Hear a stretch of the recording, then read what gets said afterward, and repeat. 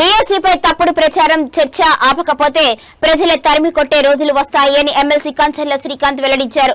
శనివారం స్థానిక press club లో మీడియా సమావేశంలో ఎమ్మెల్సీ శ్రీకాంత్ మాట్లాడుతూ డిఎస్సీపై నిరాధారిత ఆరోపణలపై వైఎస్ఆర్ కాంగ్రెస్ పార్టీ ఎమ్మెల్సీలు పార్టీ నాయకులు చేస్తున్నటువంటి తప్పుడు ప్రచారాన్ని తాము ఆధారాలతో చర్చకు వస్తాము అని చెప్పడం జరిగింది అని, వాటి ఆధారాలు ఉంటే చర్చలో వస్తే అన్నింటికీ వివరణ ఇస్తాము అని చెప్పడం జరిగింది అని తెలిపారు. వారు ఆధారాలతో వైఎస్ఆర్ కాంగ్రెస్ పార్టీకి చెందిన వారు రాలేదు అని విమర్శించారు.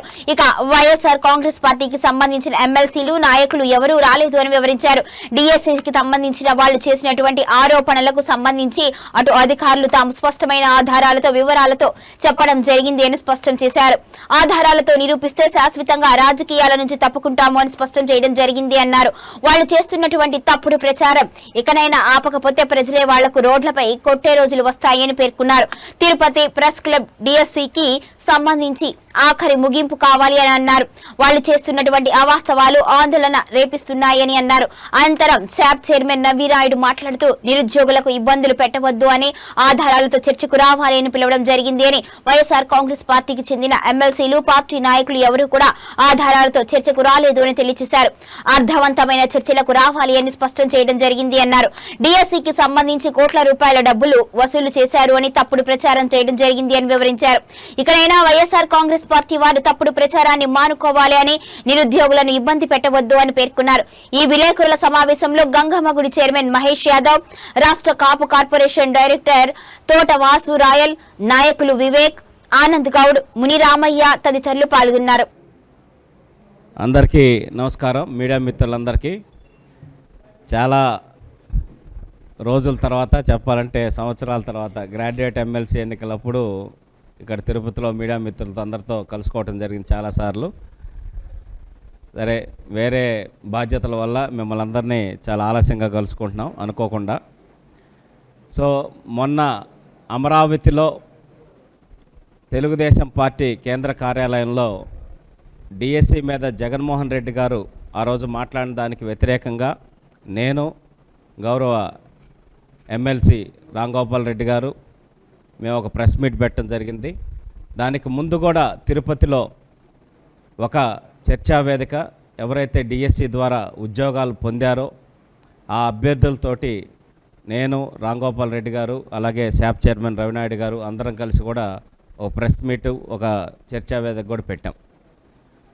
సో ప్రతి ఒక్క విమర్శకి ఆనాడు జరిగినటువంటి డిఎస్సి 2025కి సంబంధించి వాళ్ళు చేసిన ప్రతి విమర్శకు కూడా ఆధారాలతో సహా అటు అధికారులు, సంబంధిత డిపార్ట్మెంట్ అధికారులు వాళ్ళందరూ కూడా చెప్పడం జరిగింది.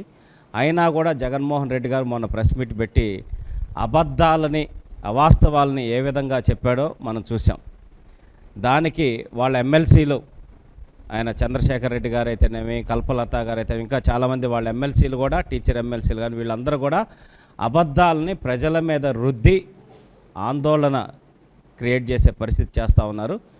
వాటికి సవాల్ విసురుతూ మొన్న ప్రెస్ మీట్లో మేము చెప్పడం జరిగింది, దీనికి ఆఖరి ముగింపు పలుకుదాం. 15 రోజుల నుంచి మీరు చేస్తున్నటువంటి దుర్మార్గమైన పనులు చాలు.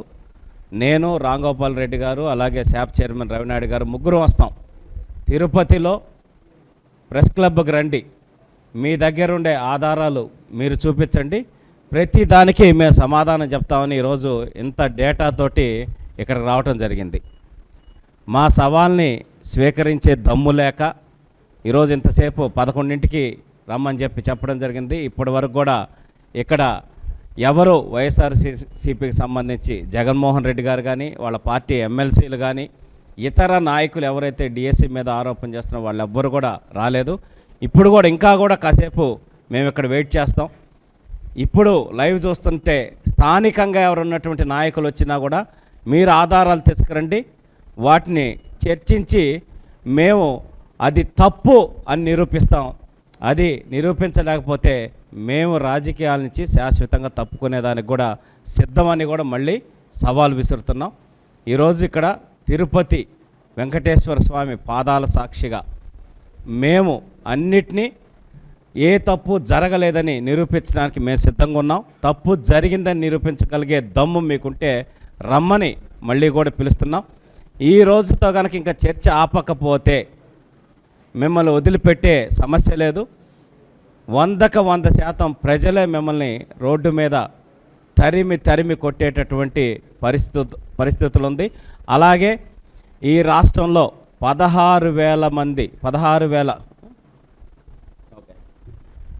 సో కాబట్టి మేము ఇంకొక 10-15 నిమిషాలు వెయిట్ చేసి ఇక్కడ మళ్ళీ మెయిన్ ప్రెస్ మీట్ అక్కడ మనం ఏర్పాటు చేసుకున్నాం. అక్కడికి వెళ్ళే కార్యక్రమం ఉంది కాబట్టి చూసి వైసీపీ వాళ్ళు లేకపోతే మిగతా ప్రెస్ మీట్ మొత్తం కూడా ఆర్గనైజింగ్ అంతా కూడా ఇక్కడ పాయ్ హోటల్లో అందరూ కలుసుకుందాం. నమస్కారం.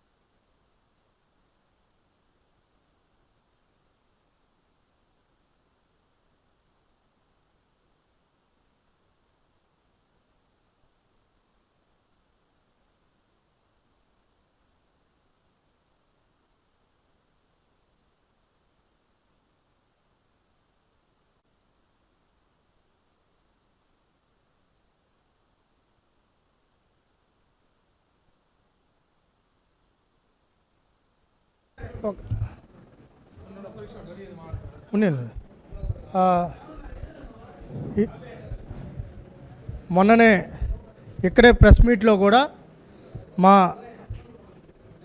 గ్రాడ్యుయేట్ శాసన మండలి సభ్యులు ప్రభుత్వ విప్ కంచర్ల శ్రీకాంత్ గారు, శాసన మండలి సభ్యులు భూమిరెడ్డి రాంగోపాల్ రెడ్డి గారు తెలుగుదేశం పార్టీ కేంద్ర కార్యాలయంలో రాష్ట్ర మీడియా ప్రతినిధుల ముందరనే సవాలు విసరడం జరిగింది.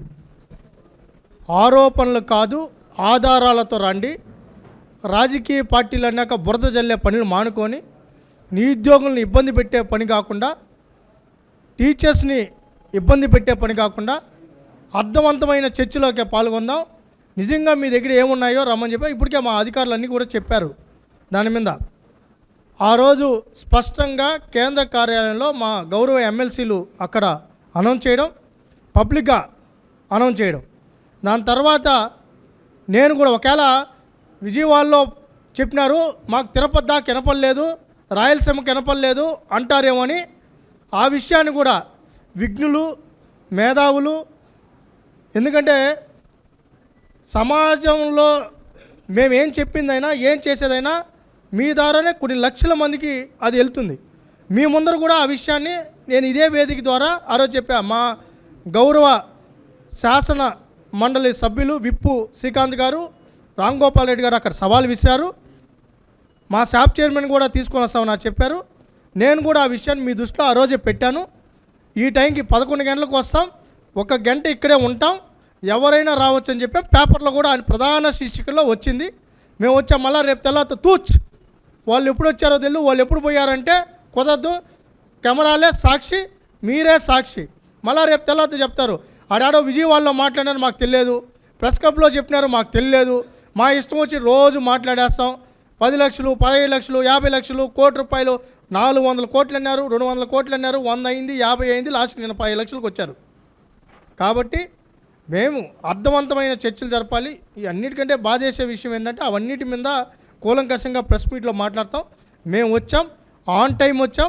మా ఎమ్మెల్సీ గారు ఇక్కడే ఉన్నారు, విప్ గారు ఇక్కడే ఉన్నారు, ప్రభుత్వం తరపునే వచ్చారు. మేము ఏదైతే ఇచ్చిన టైం వరకు ఉండి మళ్ళీ వెళ్తాం. ఊరికి మేము స్పష్టంగా నిరుద్యోగులు కూడా ఇదన్నీ గమనించాలని కూడా విజ్ఞప్తి చేస్తున్నాం.